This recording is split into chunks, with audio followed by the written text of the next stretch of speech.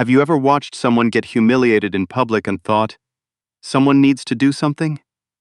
I have a story for you today that will make your jaw drop. And I promise you, by the end of it, you'll be cheering. The morning it happened, the Ridgecrest Hotel lobby was quiet.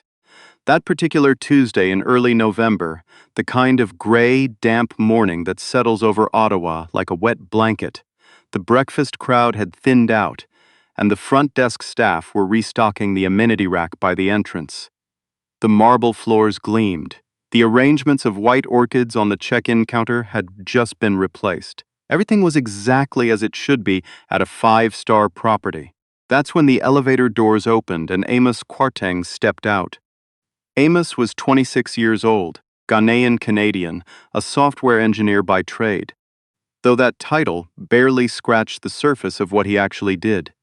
He was lean and not particularly tall, with close-cropped hair and the kind of calm, unhurried eyes that made people underestimate him immediately. That morning he was wearing a faded green hoodie, dark joggers, and a pair of worn New Balance sneakers. A small canvas backpack hung off one shoulder. He hadn't slept much.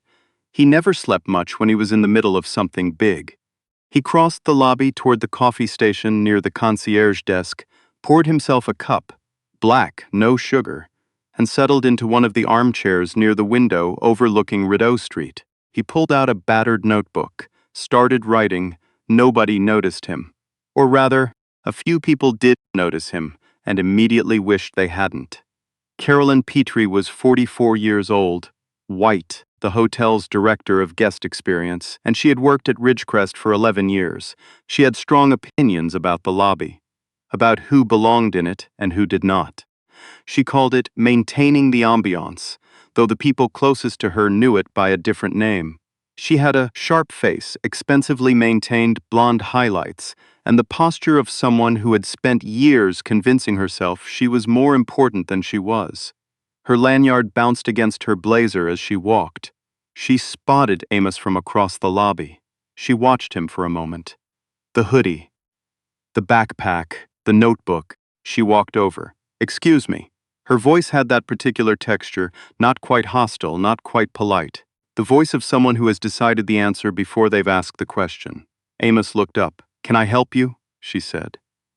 He looked at her calmly. "I'm good, thanks." Carolyn's smile tightened. "Are you a registered guest here?" "I am. What room?" A pause. Amos tilted his head slightly, the way you do when someone says something mildly surprising. "I don't think that's information I need to share with you." The smile disappeared. "Sir, this is a private space for hotel guests and their visitors. I'm going to need to verify. I'm a guest," he said simply, and went back to his notebook. Something shifted in Carolyn's expression. A muscle in her jaw tightened. She had done this before, walked someone out quietly, firmly, and had them gone before anyone had time to make it awkward. She was good at it.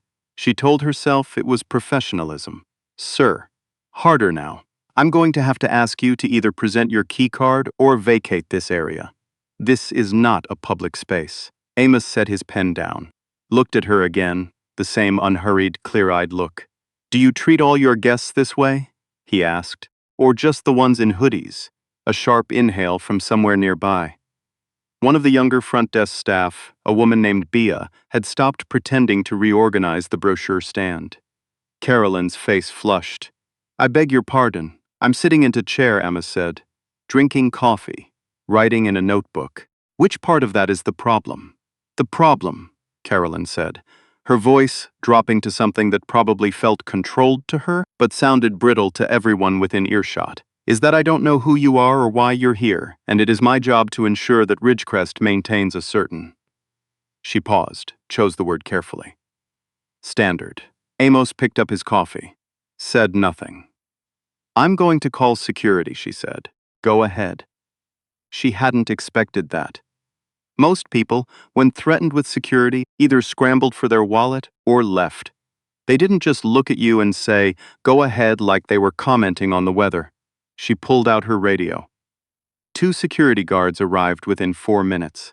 Derek Ossie, no relation to the Nadia Ossie on the previous list, was 40 years old, a broad-shouldered black man who had been working hotel security for 6 years. He came around the corner, clocked the situation in about 2 seconds, and felt something heavy settle in his chest. He'd seen Carolyn do this before. The second guard, Tyler Marsh, was younger, 22, first month on the job, still at the stage where he followed Derek's lead without question.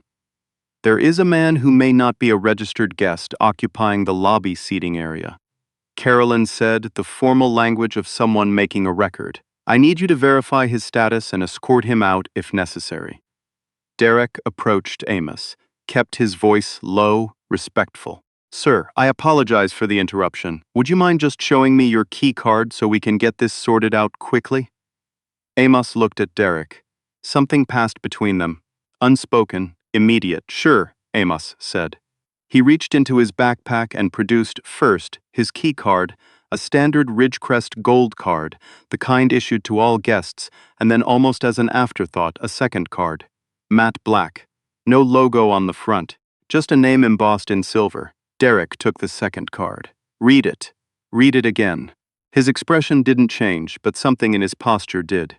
He straightened, almost imperceptibly. He handed both cards back. Thank you, sir, he said, and then to Carolyn, he's a guest. He's a guest, Derek said again quietly, and turned to walk away. Carolyn snatched the radio. Her voice came out higher than she intended. I want his room verified against the registry. Pull it up at the front desk. Now.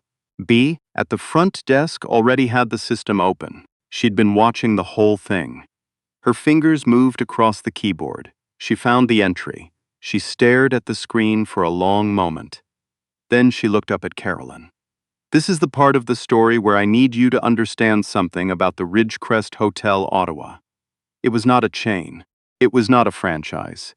It was a privately owned, independently operated boutique property that had been running for 22 years. The kind of hotel that had regulars, that had a waiting list for New Year's Eve, that had been featured twice in Condé Nast Traveler's Canada edition.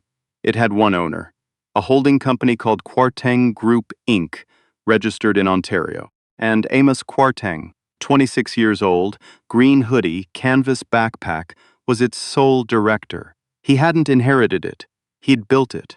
Or rather, he'd built the software that automated the revenue management for 14 hotels across eastern Canada, licensed it for 3 years, and used the proceeds at 23 to acquire the Ridgecrest when it came up for distressed sale during the pandemic. He'd spent the following 2 years quietly renovating it, rehiring its staff, and returning it to profitability.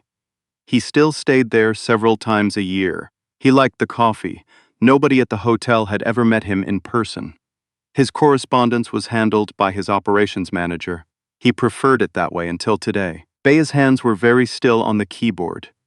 Mrs. Petrie, she said carefully. Carolyn walked to the desk, looked at the screen. Her eyes moved across the entry once, then again, then a third time, the way you reread something when the meaning hasn't landed yet. The room booked was the Rideau Suite, the penthouse floor. Booked for 4 nights under the corporate account of Kwarteng Group Inc., the same company name printed on the brass plate near the hotel's front entrance. In small letters most people never bothered to read. Ridgecrest Hotel, Ottawa, a Kwarteng Group property. Carolyn's face went through several things in rapid succession. Across the lobby, Amos had finished his coffee. He was still writing in his notebook. She walked back toward him, slowly. The click of her heels sounded different now, less certain. Mr. Kwarteng, she said. He looked up. She opened her mouth, closed it, opened it again. I was simply following protocol. I know, he said. I didn't realize. I know. There was nothing in his voice but quiet. No triumph, no cruelty, no performance of satisfaction. Just the same calm he'd had from the beginning, which was somehow the most devastating thing of all.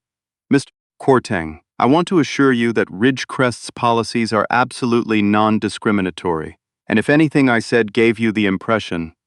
Carolyn. He said her name for the first time.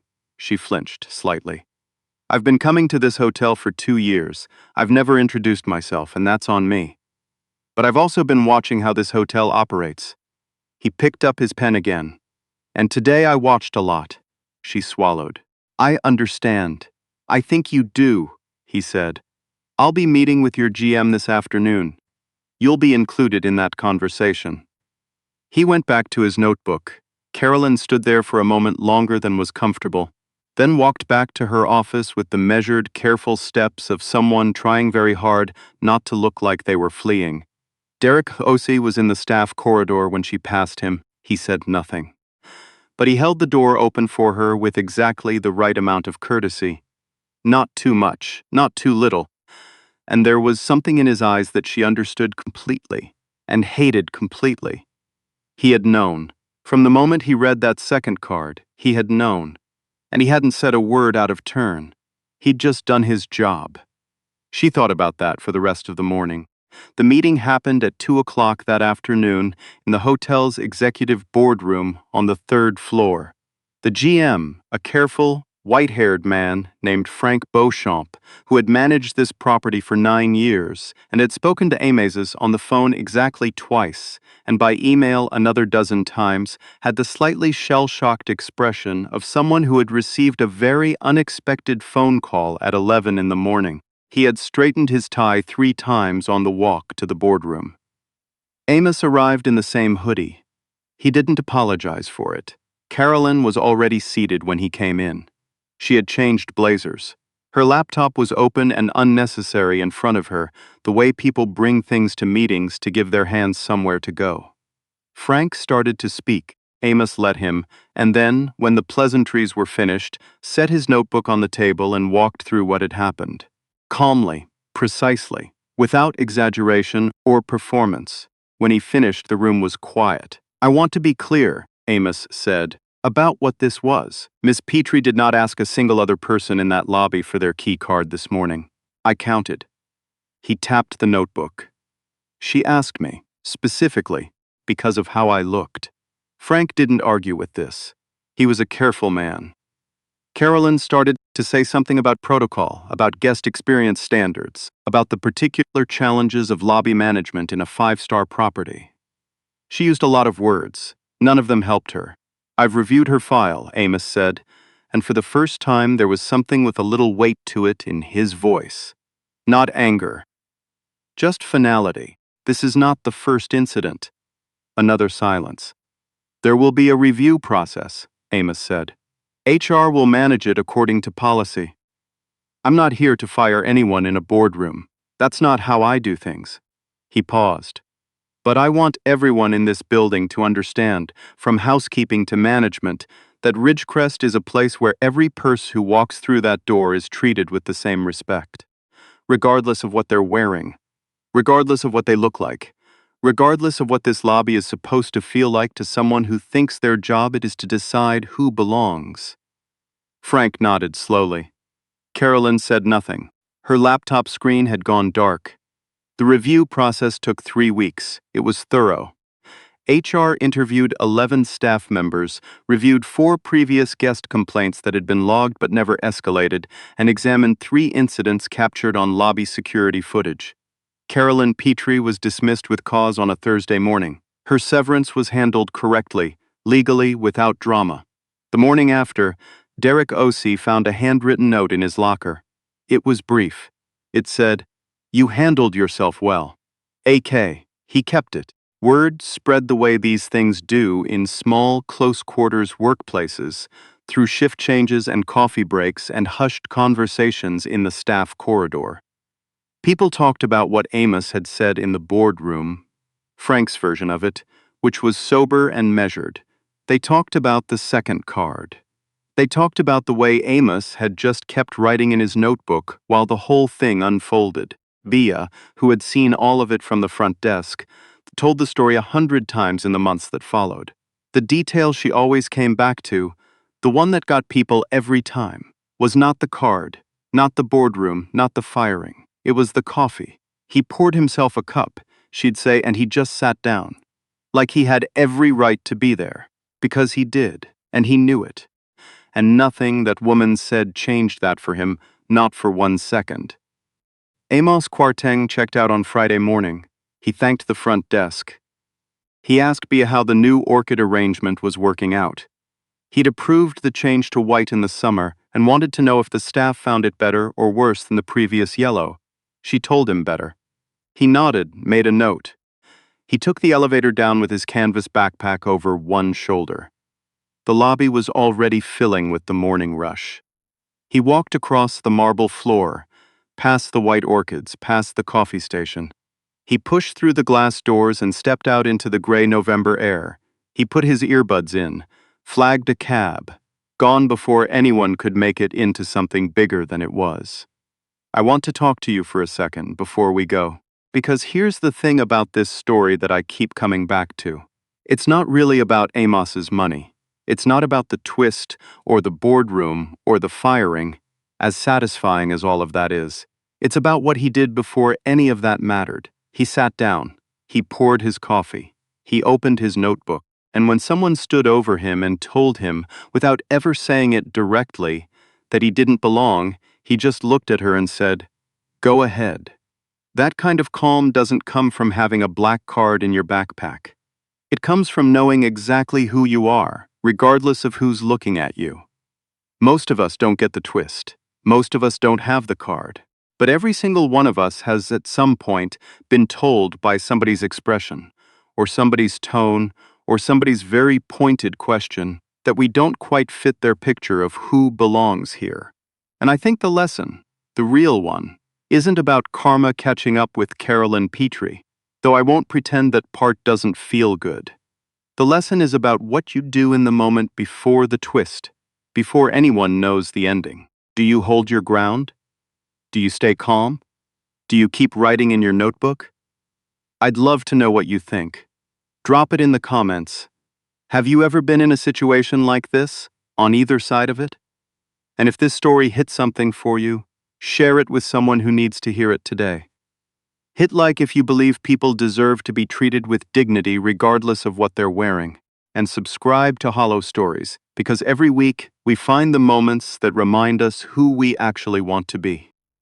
See you next time.